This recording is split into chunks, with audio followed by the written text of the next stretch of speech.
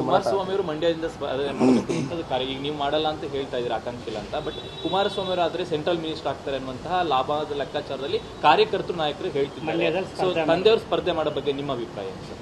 ಇಲ್ಲ, ಇದ್ರ ಬಗ್ಗೆ ಇದೆಲ್ಲ ಸುಮ್ಮನೆ ಊಹಾಪೋಹದ ಮಾತುಗಳಷ್ಟೇ. ಸೊ ಇನ್ನೂ ಇದ್ರ ಬಗ್ಗೆ ಯಾವುದೇ ರೀತಿ ನಮಗೆ ಕ್ಲಾರಿಟಿ ಇಲ್ಲ. ಸ್ವಲ್ಪ ದಿನ ತಂದೆ ಸ್ಪರ್ಧೆ ಮಾಡೋದು ಖುಷಿನೇ ಸರ್ ನಿಮಗೆ? ಇಲ್ಲ ನೋಡಿ, ಯಾರು ಸ್ಪರ್ಧೆ ಮಾಡ್ತಾರೆ ಅಂತಕ್ಕಂಥದ್ದು ವಿಷಯ ಅಲ್ಲ. ಇಲ್ಲಿ ಇವತ್ತು ಮಂಡ್ಯ ಜಿಲ್ಲೆಯ ಸ್ಥಾನವನ್ನು JDS ಪಡ್ಕೊಳ್ಬೇಕು, ಅದು ಬಹಳ ಮುಖ್ಯವಾದ ಅಂಶ ಇಲ್ಲಿ. ಹಾಗಾಗಿ ಮುಂದಿನ ದಿನಗಳಲ್ಲಿ ಎಲ್ಲ ತೀರ್ಮಾನ ಆಗ್ತಾವೆ. ಅಂಜನಾದ್ರಿ ಬೆಟ್ಟಕ್ಕೆ ಪಾದಯಾತ್ರೆ ಹೋಗ್ತಿದ್ದೀರಾ ಅನ್ನುವಂಥದ್ದು. ಸೊ ಈಗ ಇನ್ನೂ ಚರ್ಚೆ ಏನಂದ್ರೆ ಬಿಜೆಪಿ ಜೊತೆ ಹೋದ ಕೂಡಲೇ ನಿಖಿಲ್ ಕುಮಾರಸ್ವಾಮಿ ಅವರು ಹಿಂದುತ್ವದ ಕಡೆ ಹೊರಳಿದ್ದಾರೆ ಅಂತ. ಸೊ ಏನ್ ಪ್ಲಾನ್ ಆಗಿ? ಇಲ್ಲ, ನಾನು ಎಂದೂ ಕೂಡ ಇವತ್ತು ನೋಡಿ ಜನವರಿ 22ನೇ ತಾರೀಕು ಕಾಕತಾಳಿ ಏನೋ ಗೊತ್ತಿಲ್ಲ, ನನ್ನ ಹುಟ್ಟುಹಬ್ಬದ ದಿನ. ಬಹುಶಃ ಒಂದು ಐತಿಹಾಸಿಕವಾದಂಥ ಒಂದು ಕ್ಷಣ.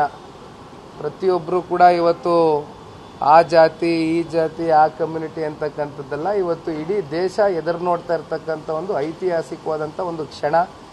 ಅಯೋಧ್ಯೆಯಲ್ಲಿ ರಾಮ ಮಂದಿರ ಏನು ಓಪನ್ ಆಗ್ತಾ ಇದೆ, ಬಹುಶಃ ಇದಕ್ಕಿಂತ ಒಂದು ಖುಷಿಯಾದಂಥ ಒಂದು ವಿಚಾರ ಇನ್ನೊಂದಿಲ್ಲ. ಪ್ರತಿಯೊಬ್ಬರಿಗೂ ಕೂಡ, ಪ್ರತಿಯೊಬ್ಬ ಭಾರತೀಯರಿಗೂ ಕೂಡ ಇವತ್ತು ಭಾಳ ಇದು ಸಂತೋಷವಾದಂಥ ಒಂದು ಐತಿಹಾಸಿಕವಾದಂಥ ಒಂದು ಕ್ಷಣ. ಹಾಗಾಗಿ ಕೆಲವೊಂದಷ್ಟು ಕಾರ್ಯಕ್ರಮಗಳು ನಮ್ಮ ಮೂಲಕ ನಾವು ಒಂದು ಸೇವೆ ಮಾಡಬೇಕು ಅಂತಕ್ಕಂಥದ್ದು ನಾವು ಅಂದ್ಕೊಂಡಿದ್ದೇವೆ. ಮುಂದಿನ ದಿನಗಳಲ್ಲಿ ಅದರ ಬಗ್ಗೆ ತಿಳಿಸ್ತೀವಿ.